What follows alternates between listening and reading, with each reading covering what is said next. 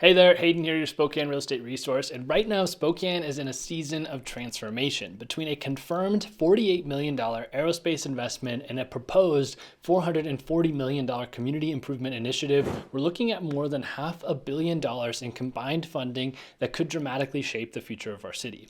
If you've been thinking about moving to Spokane, or you already live here and are just wondering what's next, this is your inside look at what is coming, why it matters, and what it could mean for your home's value, job opportunities, and the future of our neighborhoods. So let's dive right in. So let's start with the big one that's already in motion. Spokane recently secured a $48 million federal grant through the Department of Defense's Office of Local Defense Community Cooperation. Now that's a mouthful, but here's what it means. That money is being used to develop and expand Spokane's regional aerospace and advanced manufacturing supply chain. And no, this isn't about building one warehouse or upgrading one facility. This is a long-term, large-scale investment into a whole ecosystem of employers, job training programs, and production infrastructure, all designed to support military and commercial aviation right here in our region. So we're talking about new facilities built from the ground up, high-tech infrastructure upgrades, partnerships with local businesses and educational institutions, and workforce development programs to train people for the next generation of aerospace and manufacturing jobs. Who are the people filling these roles? Well, engineers, technicians, machinists, project managers, and logistical coordinators,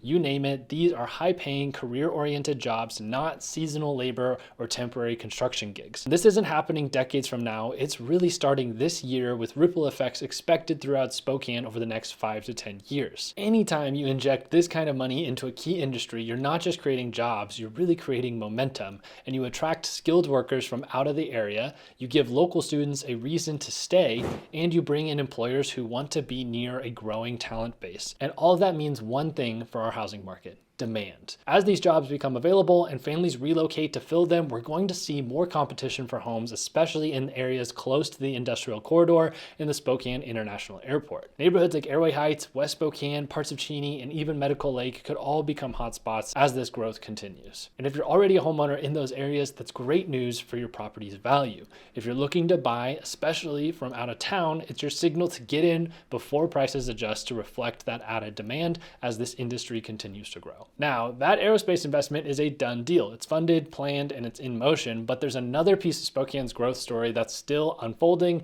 and that's the proposed Together Spokane initiative. This is a partnership between Spokane Public Schools and Spokane Parks and Recreation, and if voters approve it later this year, we could see another $440 million invested into our schools, parks, and neighborhood infrastructure. The Together Spokane plan includes two separate measures. First is a $200 million bond for Spokane's public schools.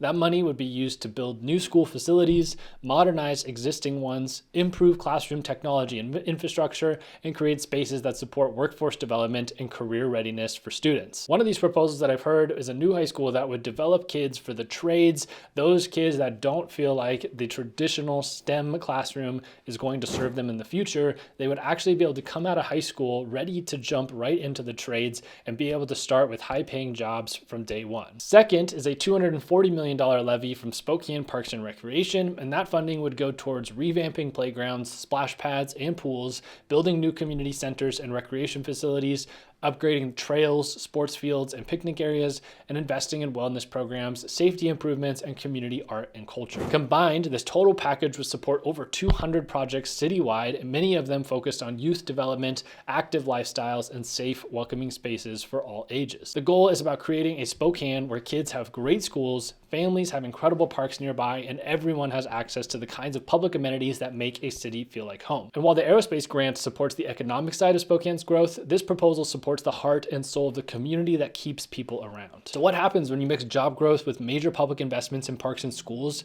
You get a city that people want to move to.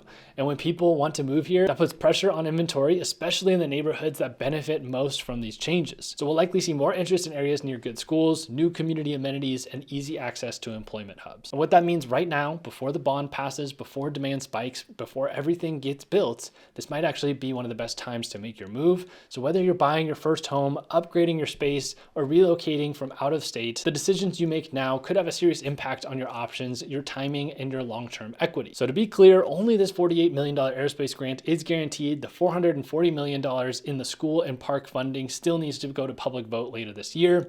But even the fact that these proposals are on the table says something powerful about Spokane's direction. I think people want to invest in our future through jobs, education, recreation, and the livability of our area. So if you're curious how this might affect you, whether you're relocating into Spokane, out of it, or just across town, let's talk. I'd love to help you make a plan that fits your goals in this evolving market. You can grab a time to chat with me using the link in the description. It's no pressure. I just want to give you good info and a strategy session that you can find at least helpful or guide you in the right direction. If you found this video helpful, just please do me a favor, like this video, subscribe to the channel, and stay tuned. We've got more neighborhood tours and Spokane updates coming your way every single week. Thanks so much for watching. We'll see you in the next one.